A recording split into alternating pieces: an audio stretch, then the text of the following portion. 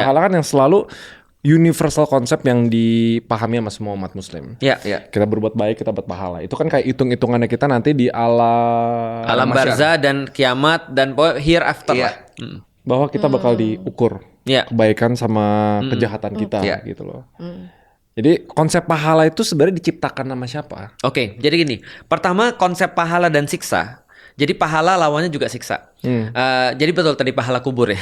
Pahala kubur. Ya, jadi pahala sama siksa itu adalah sebuah konsep yang saling melengkapi. Karena kenapa? Karena gini. Menurutku konsekuensi daripada segala sesuatu yang ketidakadilan di dunia injustice kita pernah bahas adalah ada hereafter.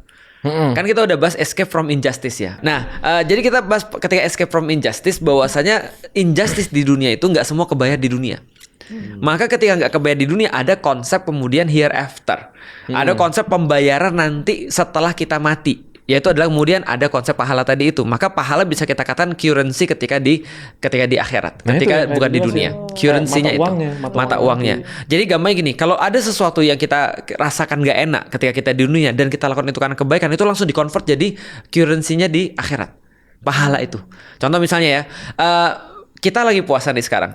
Ada perkara-perkara yang halal kita tinggalin. Kita nggak makan. Istri kita yang halal kita juga nggak sentuh karena di bulan puasa ya. Nah itu kemudian kita kan rasanya kan nggak nyaman ya. Nah itu di-convert jadi pahala. Kenapa? Karena kita lakukan untuk Allah.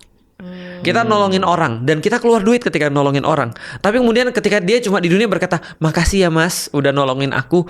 Tapi yang kita lakukan itu, yang kita hilang, itu di-convert kemudian jadi pahala. Semua yang kayak gitu itu namanya pahala tuh.